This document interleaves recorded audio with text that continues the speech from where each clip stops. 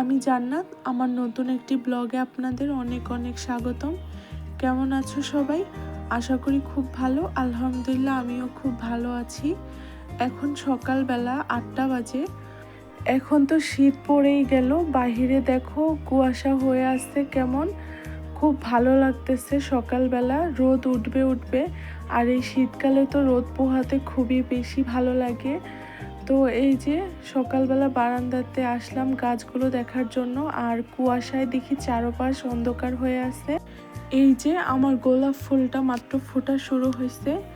তো মেয়েকে ঘুম থেকে উঠিয়ে ছাদে চলে আসছি একটু রোদ পোহানোর জন্য। কালকে রাত্রে হঠাৎ করেই আমার মেয়েটার জ্বর চলে আসছে। অনেক জ্বর আসছিল সকালবেলা, তারপর ওষুধ ছিল বাসায়, ওষুধ খাইয়ে দিছি। আর সকালবেলায় আমার সাথে সাথে ছাদে চলে আসছে বড় বড় জুতা পায়ে দিয়ে আমার। আমি মুরগিগুলোকে খাবার দিছি, আমার দেখা দেখি ও মুরগিগুলোকে খাবার দিতেছে, থানকুনি পাতা এনে দিতেছে মুরগিগুলোকে। তো শীতকালে সকালবেলা রোদটা খুবই ভালো লাগে। তো ওই জন্যই আমি আমার মেয়েকে নিয়ে চলে আসছি ছাদে একটু রোদ পোহানোর জন্য। হবে না মা, এতগুলো ওরা খাইতে পারবে না।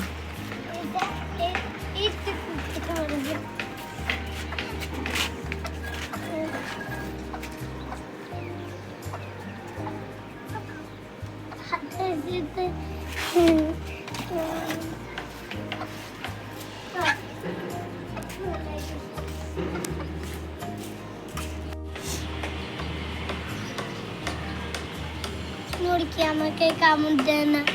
কামড় দেয় না?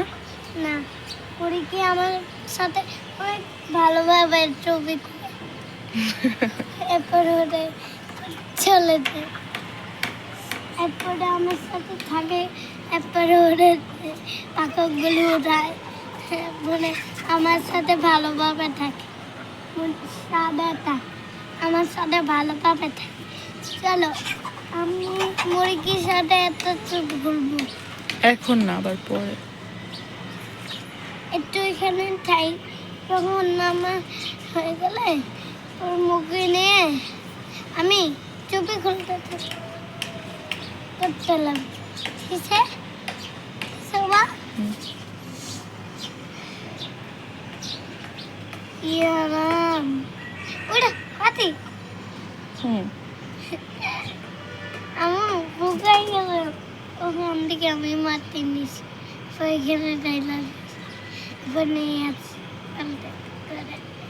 আমাকে বোকা বানিয়েছি। তারপরে ভালোভাবে মাটি দিয়ে আছে, পরে হাত ঢুকে যাচ্ছি। এখন আমি কি করতে করবো আমি কি করবো, কেক বানাবো। আগে আমি কি বানাবো। অনেকক্ষণ বসেছিলাম ছাদে, এখন বাসায় চলে যাব। বসে বসে পাকনা বুড়িটার কত কথাই না শুনলাম। এই যে পত্তলিকা গাছগুলো আমি এখানে লাগাইছিলাম, সার পেয়ে এত সুন্দর বড় বড় ফুল ফুটছে। তো বাসায় আসলাম, বাসায় এসে এখন একটা পেঁপে কেটে নিছি। গতকালকেই পেঁপেটা নিয়ে আসছিল, ফ্রিজে রাখছে ঠান্ডা দেখে, তাই ভাবলাম রোদের ভিতরে বসে বসে খাই, একটু ঠান্ডাটা কম লাগবে। শীতকালে ফ্রিজে জিনিস খাওয়াই যায় না একদম। পেঁপেটা অনেক ভালো মতো পাকছে। একসাথে 2টা পেঁপে আনছিল, ওই পেঁপেটার সাথে সাথে কাটছিলাম, কিন্তু একটু কাঁচা কাঁচা লাগছে, ভালো লাগে নাই। কিন্তু এই পেঁপেটা খুব মিষ্টি দেখি। তো পেঁপে কাটতে কাটতে নজরে পড়লো আমার মরিচ গাছ, তারপরে আবার বিভিন্ন গাছের একদম নিচ থেকে ছোট ছোট ডাল বের হয়েছে। তো এইগুলো অনেক দিন হয়েছে কাটা আর ছাঁটাই করা হয় নাই, তাই ভাবলাম আজকে এগুলাকে একটু ছাঁটাই করে দিই। যেই ভাবা সেই কাজ, খাওয়া ফেলে এখন আমি কেচে নিয়ে চলে আসছি ডালগুলাকে আগে কাটার জন্য। প্রথমেই এই মরিচ গাছের ডালগুলা কেটে দেব। মরিচ গাছটা মাসাল্লা দিলে দেখেন কত সুন্দর বড় হয়েছে। তো মরিচ গাছের এই ডালগুলোতে কখনোই মরিচ ধরবে না, এগুলো খালি খালি মাটির সারটার খাইতেছে বসে বসে।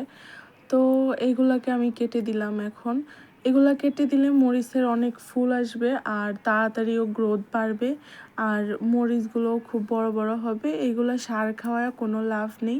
তো যত নিচের ছোট ছোট ডাল আছে সবগুলাই আমি কেটে দিব।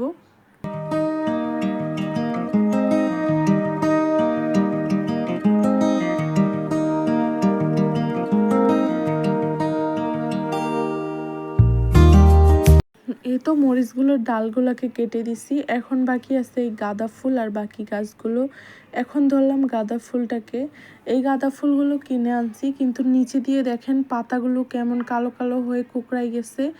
তো এই অবাঞ্ছিত ডালগুলোকে আমি এখন ফেলে দেব, কিন্তু একটু দেখে দেখে কাটতেছি। অনেকগুলা ডালের মাথায় আবার ছোট ছোট কলিও থাকে, ওই কলিগুলো আমি ফেলতে চাইতেছি না। এই গাঁদা ফুল গাছে যত ঝাপটালো হয়ে যত ফুল ফুটবে তত দেখতে সুন্দর লাগবে। নিচের গাছগুলো কেটে দিলাম, এখন ওপরের কলিগুলো তাড়াতাড়ি ম্যাচিওরড হবে আর ফুটবে তাড়াতাড়ি। তো আর এই যে এখানে জিনিয়া গাছটা, জিনিয়া গাছে কাটার মতো কিছু নাই, ওটা অনেক সুন্দর আছে। আর এই যে আমার এখানে রেল লিলি গাছগুলো, এগুলো তো আর এখন আর ফুল ফুটবে না, তাই এগুলাকে একদম কেটে ছাঁটাই করে দিলাম। আর এই দেখেন নয়নতারা গাছটা কত সুন্দর। এই গাছটা বেশি একটা বড় হয় না, চায়না নয়নতারা দেখে। আর গিটে গিটে একদম ফুলে ভরে থাকে, কালারটাও অনেক সুন্দর। তো এই যে এই পাশেরটাও কেটে দিলাম, এটা হচ্ছে হলুদ কালারটা। এটাতে একটাই ফুল ছিল, দুইটা ফুল ছিল যখন কিনে আনছিলাম, একটা কলি ছিল আর একটা ফুল ছিল। তো আর এই যে গোলাপ গাছটা, এই ডালগুলো আমি কেটে দিই, এইগুলা থেকে মনে হইতেছে না আর পাতা বের হবে। ওই পাশে অনেক সুন্দর ডালগুলা থেকে পাতা বের হয়েছে, তো এই পাশেরটাও কেটে দিলাম। অল্প একটু ডাল রাখছি, যদি ওখান থেকে ডাল বের হয় তাহলে ওই ডালে কলি বের হবে, ফুলও ফুটবে। ওই যে একটা ফুল ফুটে আছে, খুব সুন্দর লাগতেছে দেখতে ফুলটা।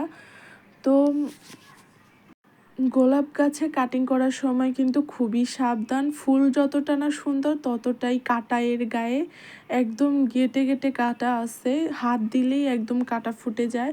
তো খুব সাবধানে আমি এই ডালগুলো কেটে নিতেছি, যতটা পারছি ততটা ডাল কেটে দিছি। আর নতুন টবে লাগাইছি, তো হতে পারে গাছ থেকে অনেক ডালপালা বের হতে পারে, এই জন্য। তো নতুন ডাল বের হলে পুরো গাছ ভর্তি গোলাপ ফুল থাকবে, খুব সুন্দর লাগবে দেখতে তখন। আর এই যে এই পাশটাতে আছে হচ্ছে যে আমার রঙ্গন গাছটা, এটা হচ্ছে লাল কালারটা, এটা এখনো কলিও আসে না, কিন্তু ডালগুলো লম্বা হইতেছে, নতুন পাতাও বের হইতেছে।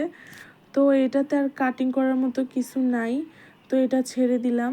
কাটাকাটি তো শেষ, এতগুলো গাছ কাটলাম, এই যে কাটা ফুটলো না এটাই ভাবতেছিলাম, ভাবতে ভাবতেই এই কাটা মুকুট আমাকে কাটা দিয়ে দিছে, ফুটাই দিছে, পুরো রক্ত বের হয়ে গেছে। এইটাও যতটা গোলাপ ফুলের মতো দেখতে সুন্দর, এটার গায়েও পুরো কাটায় ভর্তি। তো যাই হোক, ভিডিওটা আজকের মতো এই পর্যন্তই। সব ভালো থাকবা, সুস্থ থাকবা, আল্লাহ হাফেজ।